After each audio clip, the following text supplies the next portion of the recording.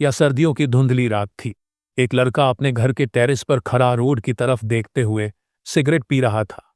धुंध ज्यादा होने की वजह से रोड पर कुछ नजर नहीं आ रहा था। एकदम से वो देखता है कि रोड पर एक शख्स चलता हुआ आ रहा है। धुंध ज्यादा होने की वजह से उसे वो ठीक से नजर नहीं आ रहा था। लड़के ने उस रोड पर आते हुए शख्स को जब गौर से देखा तो वो देखता है कि उस लड़के का हाथ में पिस्टल है और उसके कपड़े खून में लथपथ हैं। वो लड़का यह देखकर डर जाता। अगले ही लम्हे वो शख्स सड़क का दरमियान बैठ जाता है और अपनी पिस्टल अपने सर पर रख लेता।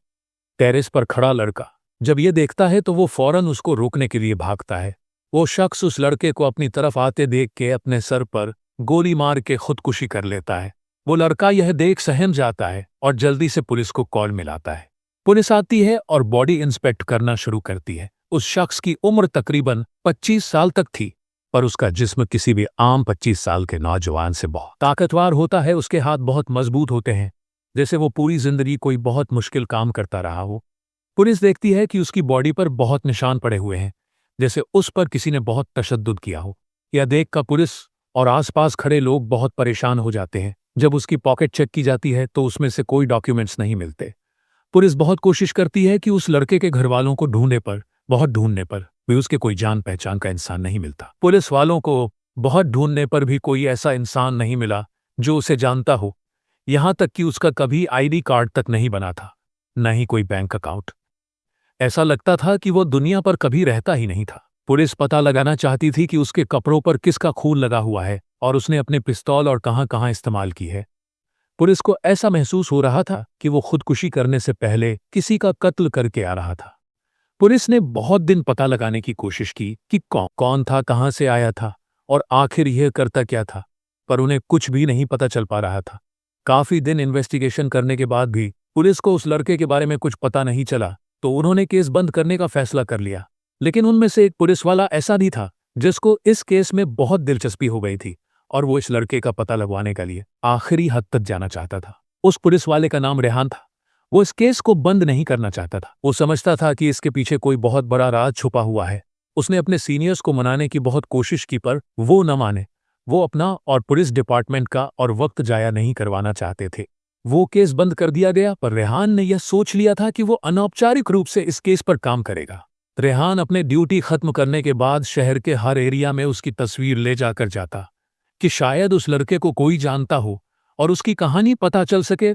पर कई अरसा उसका पता लगवाने के बाद भी उसका कोई अता पता नहीं चल सका। वो हैरान होता था कि उस लड़के का कोई जाने वाला नहीं था। उसे आज तक नहीं किसी ने उसको देखा था, न किसी ने उसके बारे में कुछ सुना था। रेहान ने उसकी तहकीक करवाने के लिए मुल्क का सबसे बेहतरीन प्राइवेट डिटेक्टिव भी हायर किया, पर कुछ पता न चल पाया। कई साल गुजर गए, रेहान भी अब इस केस को भूल चुका था। रेहान अब एक बड़े रैंक का ऑफिसर बन चुका था। इन दिनों में पुलिस ने एक बहुत बड़ा ड्रग कार्टेल पकड़ा था जिसको एक औरत चलाती थी। रेहान को उस ड्रग कार्टेल की लीडर से इन्वेस्टिगेशन करने का ऑर्डर मिला। रेहान जब उस औरत के पास इन्वेस्टिगेशन के लिए गया तो उसने देखा कि वो एक बहुत खूबसूरत लड़की है। रेहान ने जब उस लड़की से उसका नाम पूछा तो लड़की ने बताया कि मेरा शहनाज है। रेहान जैसे ही उसे अपना नाम बताने लगा तो लड़की ने पहले ही उसे उसका नाम बता दिया। रेहान ने लड़की से पूछा कि तुम मेरा नाम कैसे जानती हो, तो वो मुस्कुराने लगी और कहने लगी कि मैं और भी कुछ जानती हूं, पर तुम्हें उसकी कीमत देने पड़ेगी। रेहान एक बहुत तेज और चालाक पुलिस ऑफिसर था। उसने शहनाज से कहा कि तुम मुझे वो चीज बता दो जो तुम जानती हो, उसके बाद मैं सोचूंगा कि तुम्हें उसकी कितनी कीमत अदा करनी है। शहनाज ने कहा, आज से कुछ साल पहले तुम एक केस की इन्वेस्टिगेशन कर रहे थे जिसमें एक लड़के ने खुदकुशी कर ली थी और बहुत ढूंढने के बाद भी तुम्हें उस लड़के के बारे में कुछ पता नहीं चल सका था। रेहान का यह बात सुन के रंग उड़ गया। वो ये सुनते ही खड़ा हो गया और उसने शहनाज से पूछा, क्या तुम उसको जानती हो? शहनाज ने कहा कि इस दुनिया में सिर्फ मैं ही उसके बारे में जानती हूं। रेहान ने ऊंची आवाज में शहनाज से कहा, मुझे सब बताओ उसके बारे में। शहनाज ने कहा कि अगर तुम वादा करो कि तुम मुझे और मेरे साथियों को यहां से छुड़वा दोगे तो तुम्हें उसके बारे में सब बता दूंगी। रेहान शहनाज की यह डिमांड सुनकर कमरे से बाहर चला गया।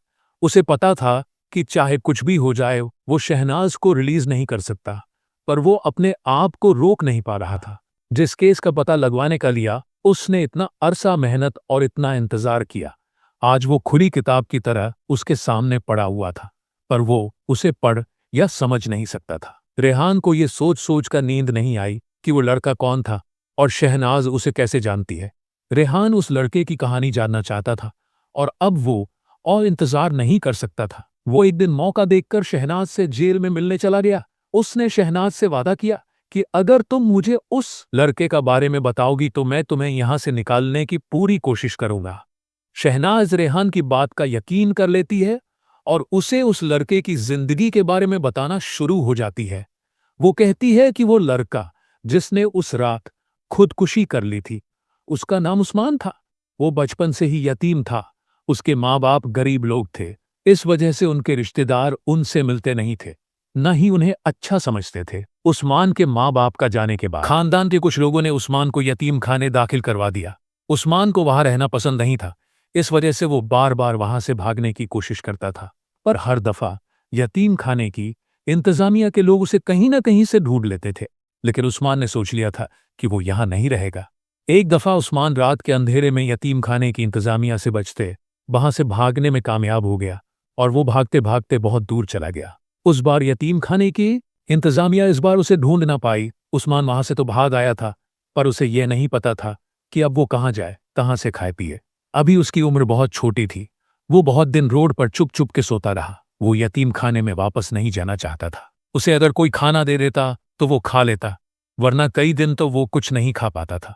रोड पे रह रहकर वो बहुत कमजोर हो चुका था। एक दिन एक इंसान ने उस्मान को रोड पर बैठा देखा। वो उस्मान को लेके अपने घर ले गया। वहां उसने उस्मान को खाना खिलाया, अच्छे कपड़े पहनाए और फिर उसने उस्मान को अपने घर की बेसमेंट में रहने का कहा। उस्मान के पास रहने की कोई और जगह नहीं थी, तो वो मान गया और उस्मान ने वहां रहना शुरू कर दिया।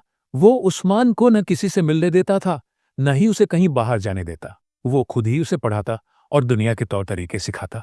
उस्मान जब भी बेसमेंट से बाहर जाने की जिद करता तो वो कहता कि तुम बाहर नहीं जा सकते, बाहर दुनिया में बहुत जुल्म और नाइंसाफी है। यह कहने के बाद वो उस्मान की तरफ इशारा करके कहता कि तुम इस जुल्म और नाइंसाफी को खत्म करोगे।